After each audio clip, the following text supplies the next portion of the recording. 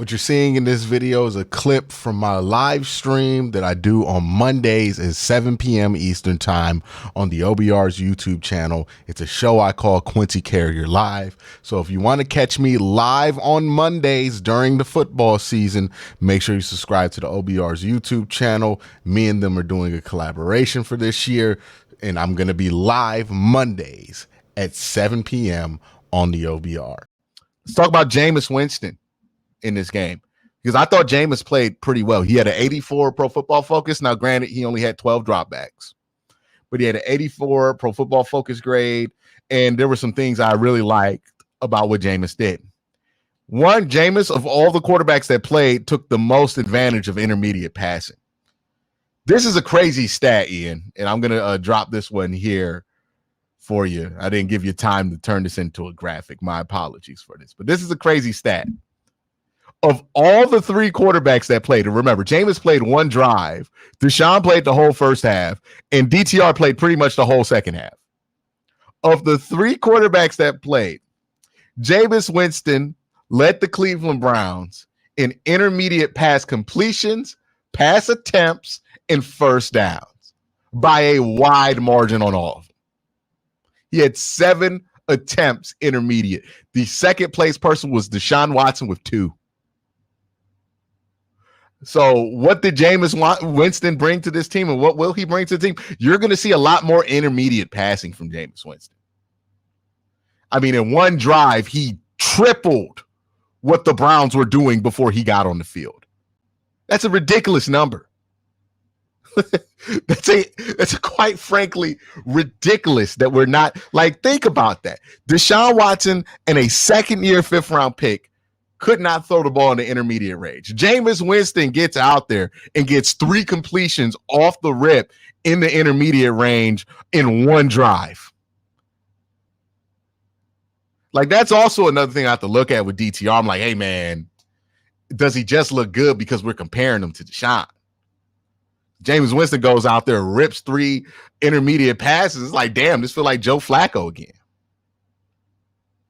Another thing that's interesting about that intermediate passing stat, right? Because I'm not done with it. The time to throw on intermediate passing is interesting to me.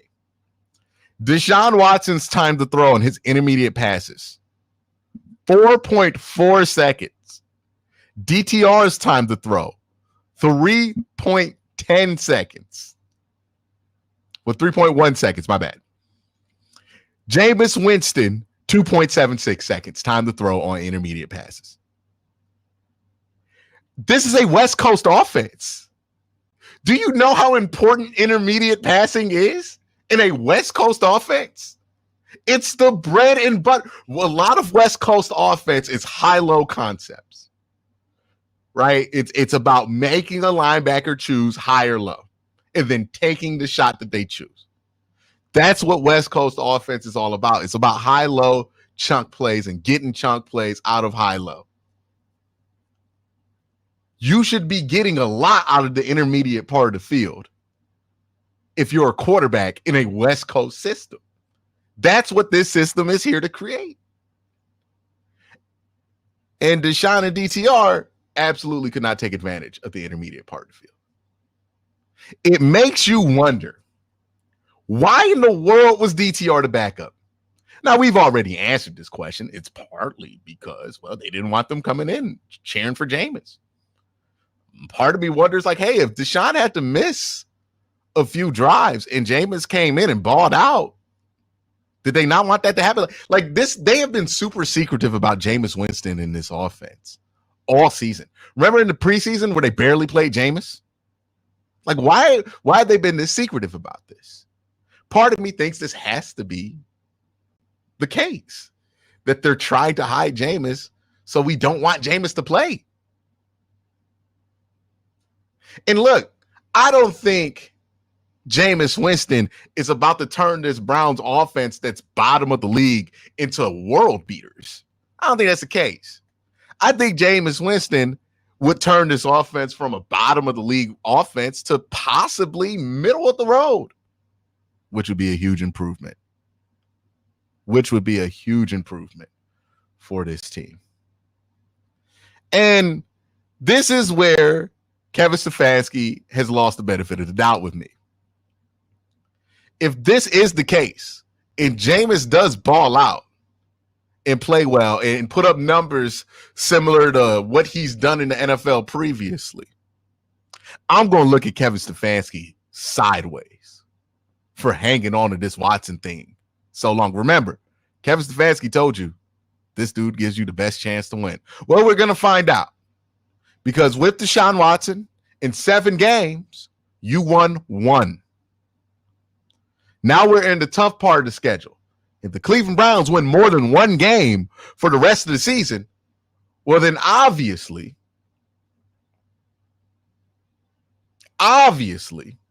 he didn't give you the best chance to win.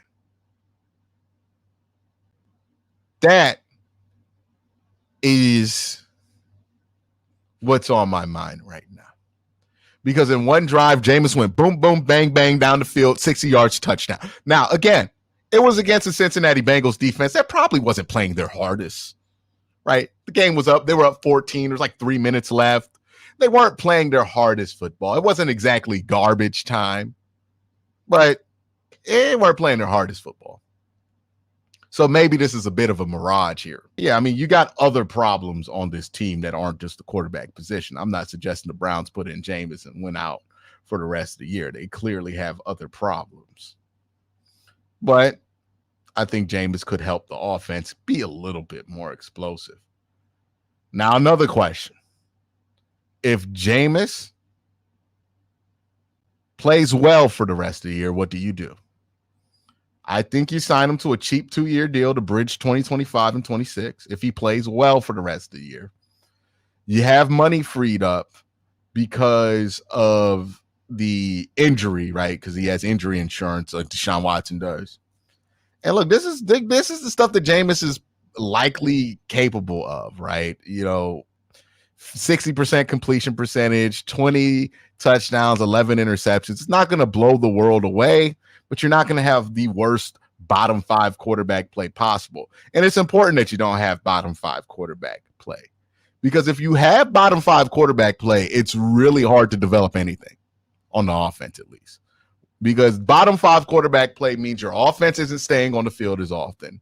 Bottom 5 quarterback play means the balls aren't going where they need to go for the wide receiver. Bottom 5 quarterback play usually means you have a quarterback in there who's helping sacks be created instead of avoiding sacks from being created. Bottom 5 quarterback play just makes it hard to develop any players around it.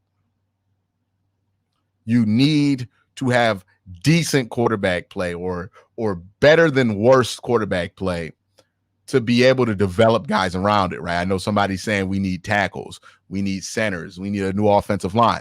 Yes, but you also need to have a quarterback in there that's not going to contribute to those problems, because it's just hard to develop a player when they have a built-in excuse by looking at the quarterback position.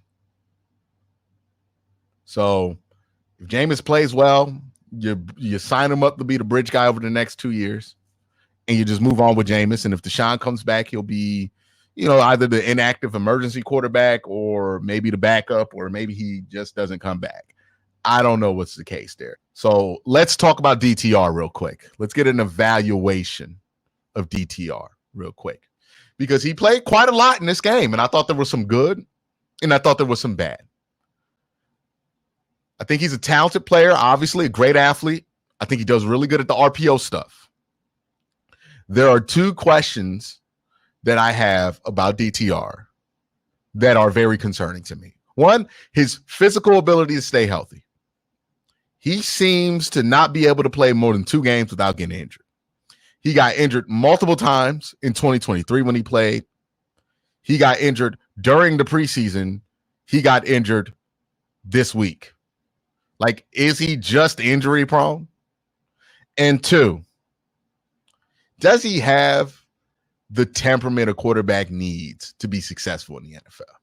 And what I mean by temperament is things are going to go wrong, but you have to be able to flip the page. And DTR seems to struggle to flip the page. That's my biggest concern. Whenever I see that with the quarterback, I saw it this weekend, right? I've been high on Jalen Milroe, but I saw him not be able to flip the page for whatever reason versus who was he playing? Texas? No, it was Tennessee. On the road, couldn't flip the page, completely melted down. It's a concern.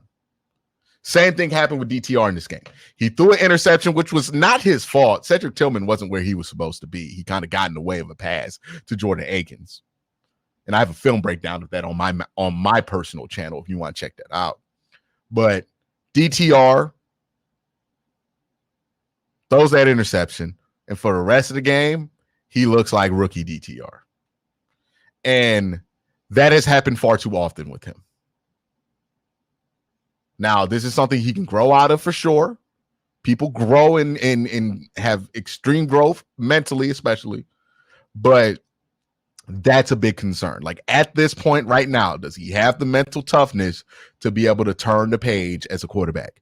JOK on the defensive side of the ball, you struggle with this too, right? Where he would make an executive decision at linebacker, it would be wrong, and then he would be in his head for the rest of the game. DTR made a couple of executive decisions at quarterback. He was wrong, and then he was in his head for the rest of the game. There's some talent there. I think there could be a good quarterback there, but he has to get this right. And he has to physically be able to stay healthy. And I don't know if he is. I don't know if his body can just hold up to NFL physicality. It does not seem like the answer is yes. Another thing, he's coachable. He's a really coachable guy. You saw that. Like he made some obvious progressions from year one to year two just by watching the tape and just the small sample that you have there. But I do worry that he might be too much of a perfectionist. And he throws a football that has no air under it, which is a problem. So I get that he's a second-year player and he's been thrown into the fire a lot, and maybe that affects things. But those questions do have to be answered with DTR. If I'm giving you my guess on what's going to happen with DTR the rest of the way, they're going to play Jameis until the bye week. Now, if Jameis goes out there, plays well, I think they continue to play Jameis. But if Jameis goes out there, struggles, they'll put DTR back in. They'll give him a bye week plus a week of prep, and they'll see what he looks like again and see if he can get over these things. And I think that'd be worthwhile enough. I mean, this team is 1-6 at this point, so it's going to be hard to squeeze a lot out this season.